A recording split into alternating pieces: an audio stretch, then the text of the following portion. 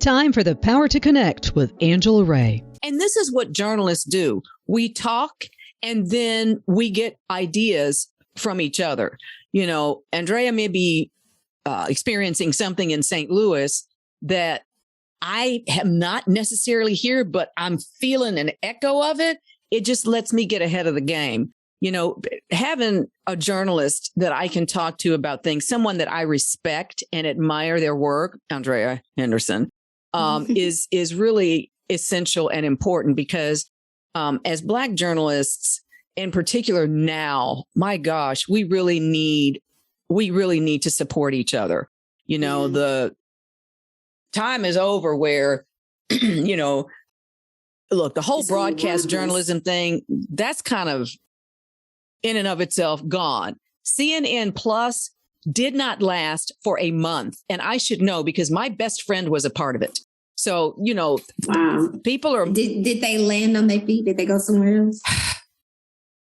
We just gonna pray, you know, because the you know, CNN is like, you know, we'll, you know, give folks opportunities. And again, it's what's happening is a lot of merging is happening. And with these mergers, you have duplicative jobs and you're like, okay, well, this is the company that acquired you. So my person is going to now be the chief marketing officer, not your person. So it really is very tumultuous and it's tough. I've been through, and you will find this in your career as well.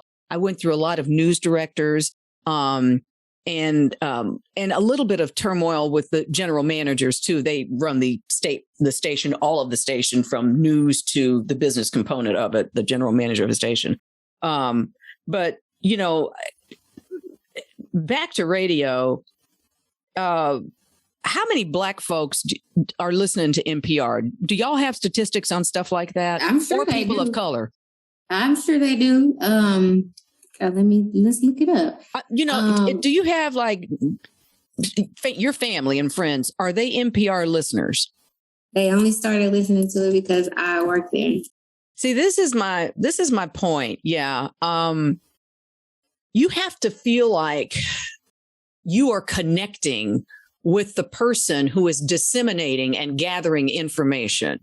And if you don't have some folks who look like the community, Black, Indigenous, other people of color, immigrants, refugees. If you don't have that, then I'm feeling a disconnect. So what Andrea is able to do is she has this great opportunity with this bastion of liberalism and this bastion of whiteness, quite frankly. She has an opportunity to turn the corner for them, to change the way they are seen, to bring other people into the fold, to say, hey, maybe you don't like whatever, but I'm doing my thing. Well, then I'm going to listen. Because the minute I get in Peter's car, I turn that down and I put my hip hop on. I'm like, no. Let me go listen to some old Camp Low.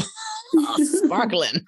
So, you know, it's visceral for me that, you know, I used to go in the newsroom and tease everybody. I don't want to hear about none of y'all who listened to NPR this morning. Y'all all got the same. It was just a big joke that Angela is not an NPR listener. And yes, there are Black folks on NPR, but let me just say this. There has been an exodus of African-American talent at NPR in DC. And, you know, my prayer is that folks are going to bigger and better things. But the it's actually been people of color. Like, no, I know. Did I say Black people? You said Black people, but it's people of color. People of color, yeah, okay. Like hosts of color. You know, like Lulu left. The host of Code Switch, one of the hosts of Code Switch, Shireen Marisol Maraji, she left. Audie left. Audie Cornish left. You know, it's been a few folks that left. And those are just like the ones that we would hear on a daily basis or a weekly basis. But it's some folks that, you know, were behind the scenes that left, the reporters or producers. You know, I know they had a politics reporter, Braxton, what's Braxton's last name? He ended up leaving and he went to Politico. So it's like a lot of folks of people of color have left NPR.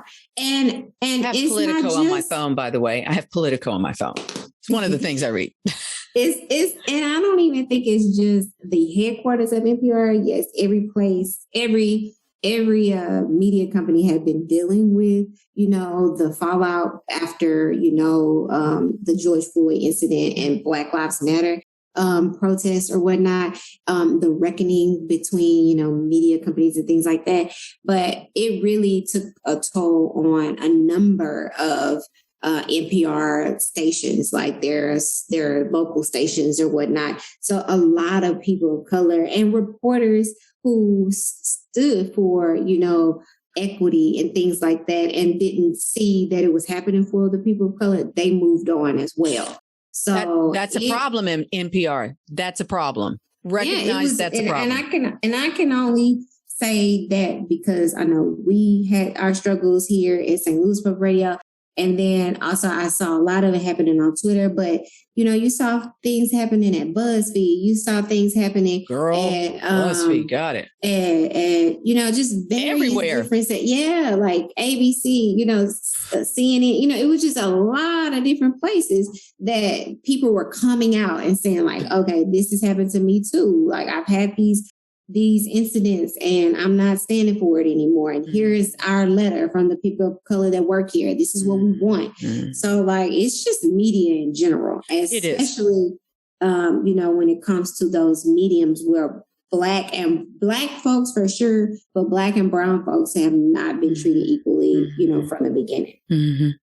Don't forget to subscribe to The Power to Connect with Angela Ray and follow her on Facebook. You can also stay connected on Twitter and Instagram at angelaray.com.